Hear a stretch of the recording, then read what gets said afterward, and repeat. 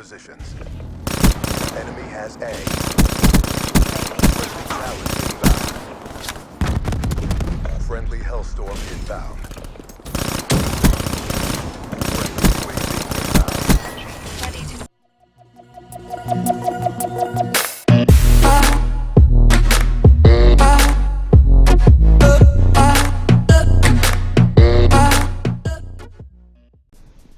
What's going on, guys? Great Disciple here.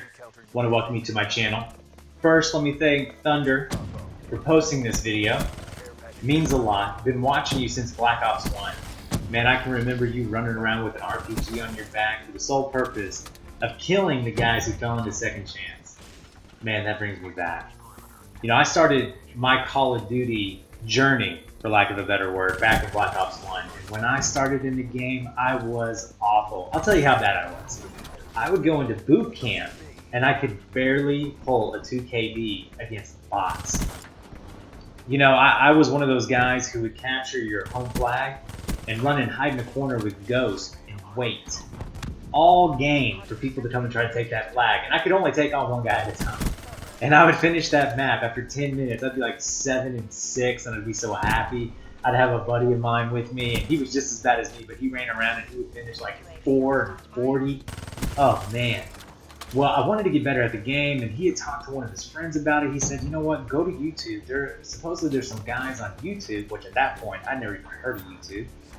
And they posted their gameplays, and maybe it'll help us get better. So I go onto YouTube, I find a guy, I think it was XJox. And here he was. He was amazing. I think he was like 14, 15 years old. And he's talking about what he's doing and why he's doing it, setups, guns, and kill streaks, and I watched, and I got better. And then I started watching other guys, the Market J, Thunder, Wings of Redemption, believe it or not, Woody's Gamertag. I mean, any of the big names. And then there were a lot of YouTubers who came and went during that time too. And after watching YouTube, I got better, and my KD went up, and I won games, and I was that dominant player in the lobby that everybody wanted to team up with. And then something happened. I don't know if it was after Black Ops 2, sometime around Ghost. YouTubers stopped talking about the game.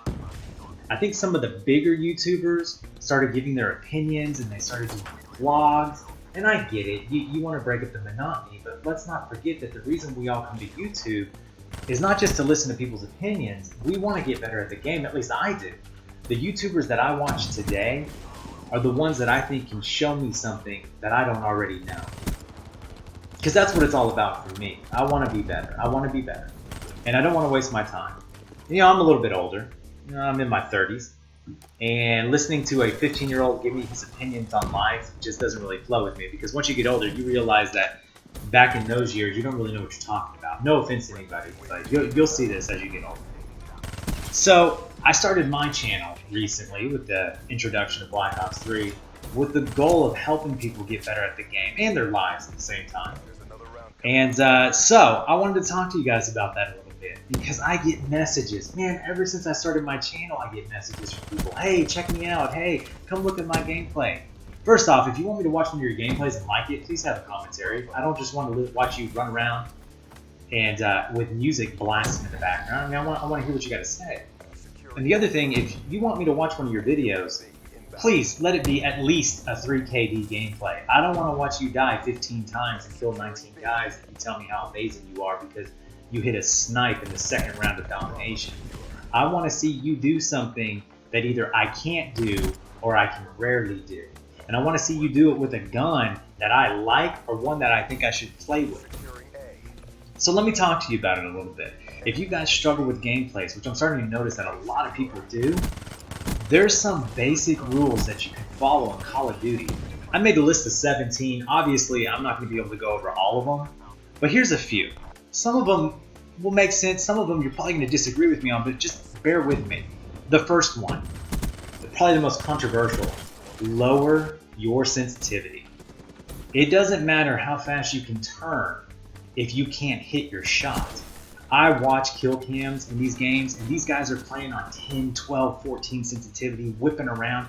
They're missing 90% of their shots. Here's my rule of thumb. If your accuracy is 25% or higher, you're playing on a really good sensitivity. Okay? You have to be able to hit somebody. All the way back in Black Ops 1, my sensitivity I played on was a 2 or a 3. You guys may think that that's crazy. Well, that's the sensitivity that most professionals play on, because it's more important to hit your shots than to be able to 180 drop shot somebody. So lower that sensitivity until you can get your accuracy up to at least 25%. You got to know the limitations of the weapon you're playing with. I don't care if it's your favorite weapon in the game, you cannot use it in every single map. You have to know your routes. Big one, if you are outmatched, do not be afraid to run away from the engagement. Man, I'm in these games with these people, and I have one of the strongest head glitches in the game, and they keep feeding me kills, and the whole time I'm just sitting there thinking, there is no way you are going to kill me off this head glitch if you keep on coming back. You have to know when you're beat and stop running the same route. And that brings me back to the same thing. Don't go for revenge kills. And if you want a high KD, understand that people are going to come back for revenge kills. It's just a tendency of people in the game. Big one right here, reloading. After you kill a guy, don't reload your weapon. Wait. See, people die so quickly in Black Ops that they're coming off spawn at the same time. And if you know anything about tendencies in the game, people tend to run the same routes. So, where you see one, you're more than likely going to see 2 or 3 other guys. So after you kill a guy, train yourself not to reload. Count in your head, 1, 2, 3, then reload. And when you do reload, don't reload out in the middle of the map. Back up, duck behind cover, get behind a wall, move back towards your spawn and reload. Man, I watch guys reload right in the middle of the map in B. Which brings me to another one. If you want a high KD, stay away from the middle of the map. You want to keep a wall on one of your sides at all times.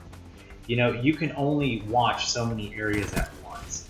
So if you're running out into the middle of the map, you are too vulnerable on too many sides, you're going to die. You want to play on the outskirts of the map. Any good player in this game that maintains a high KD and a good win-loss is going to play on the edges of the map. Alright? Big one here, Minimap. Minimap is your rear view mirror in your car. Rule of thumb, wherever your team is, chances are the enemy isn't. Okay? Play off of your teammate's position.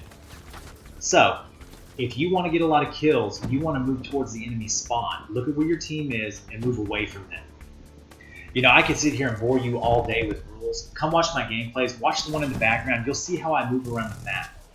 Really important. If you want to get better at the game, if you want to have a successful YouTube channel, in my opinion, you've got to be able to do things in your gameplay that will bring people to you. Your gameplay is going to draw them in. Your opinion and your voice, your attitude is going to keep them there. All right? Thunderman, I've been watching you for a long time. You're an inspiration to all of us. It's just enjoyable watching you play. I know you do team deathmatch. I'm not a big team deathmatch player. I find it boring. Until the end of the life cycle of a game, where pretty much the only lobbies you're going to find are in team deathmatch, I stay away from it.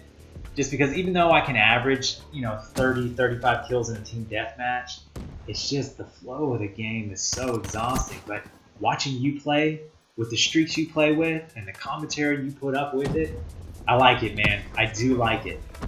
You guys, I hope you learned something. If you did, let me know. Come over to my channel, check me out. I do a lot of live comms. I like to talk whenever I'm playing, so you can understand, kind of like back in the day, Inside the Mind of XJohns, so you can see why I'm doing what I'm doing when I'm doing it. All right? Man, I hope to see you guys soon. Have a great day. Like, comment, subscribe. Have a good one.